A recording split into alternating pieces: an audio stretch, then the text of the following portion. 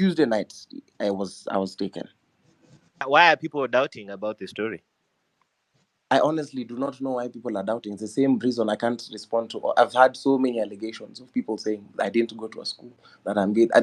I do not know what inspires people to doubt, but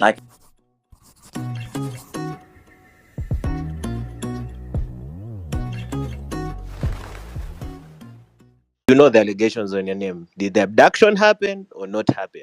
Tuesday night, I was taken. Uh huh. Is there more? Yeah, yeah. You want I more? want to hear You like want? why are people doubting about the story? I honestly do not know why people are doubting. It's the same reason I can't respond to. I've had so many allegations of people saying I didn't go to a school, that I'm gay. I do not know what inspires people to doubt, but I can only speak for my own experience and the people who know me, my family, the people we were on ground with, the people I've been seen with. There's people who've seen me being harassed in town by plainclothes people. So it's not because we have not met. It is very easy for us to spin false narratives online, and I would find that nobody is attacking me on matters credibility. Nobody is saying that I'm saying the wrong thing, but everybody is quick to spin a narrative. So I think it's just one of those things. I don't know how I can prove. I could say anything, but there's someone who's hardlined to believe this person was not taken, and there's nothing I can do for such a person. Sawa sawa. Second question. Did you Yes. disrespect the medics or not? Because that is a very grave mistake if that ever happened. Right, right. I did not. And I think the clip that people were sharing online was an exchange between me and a doctor who was very rude. So when I go for Mandamano, I usually go alone. I never go with people. I just go because, again, these past 2 weeks have been really hectic. I refuse to share my location. So I got to Total Kimathi because I usually activate around Nation Media area because I realized the cops sort of are afraid of the media. So I went to the Total. And if you can look at the video critically, we are not close to Jamia. We are at the petrol station. And the moment I got there, there are some students who had been there and they were like, Kaskazini, Kaskazini, tarara, and the media was also there, it appeared. But as I started to speak, there's a lady who just shouted Kaskazini. And I think this was very personal because um, the medics for Kenya are my friends.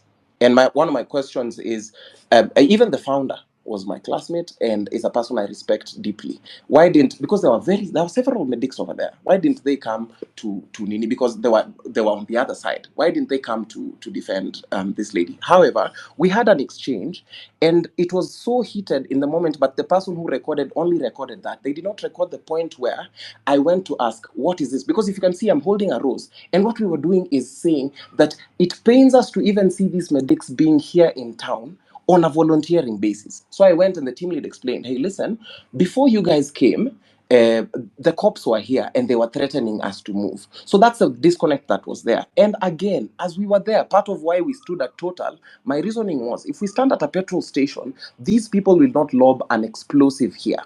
But the cops still went ahead and did that. I wanted to ask Kasmuel, how can he describe to us how he was abducted, when, where, how, and what transpired? I, Because secondly, I I want to know whether his name is Mcoure or Mcoure. Kindly. Thank you. I think six. This is part of the thing which I've been saying. If you Google, you will find my name is Kasmuel Mcoure, and I've detailed this kind of story about the abduction. If we keep on going like this, now it becomes a thing where I have hijacked this thing and made it about myself. Well, there are more important things to discuss, but I promise you specifically, if you have any questions, six, so that I'm not taking time from the cause and from the movement, because remember, there are people who lost lives. I will answer you, and I have answered a lot of these things online, but again, now it's gotten to the point where now I have to say my name is Kasmuel Mcoure, and if you search, you will find all my names where I was admitted to high school. This is information that is publicly available. So I think let's not cheapen this thing that we are doing. Thank you. Okay, Kasmuel, someone Owino, just asked me in the DM ni swali moja. Actually, didn't want to make this Yeah. about Kasmuel, but the first question, actually ameuliza swali mbili, but the first one 6 ameuliza, the second one ameuliza, how did they decide to release you? Which is a question I cannot answer, because that's like asking me why specifically did they choose why did they choose you? why were the plain clothes following you? There are things which I do not. I have the things I have answers for. Tuesday, I was harassed the whole day. I was taken, held incommunicado Tuesday night. On Wednesday, made one call to LSK chair, said I was safe. Went to my mentor's house after the other call was to my mentor and to my father, and hid until I was safe.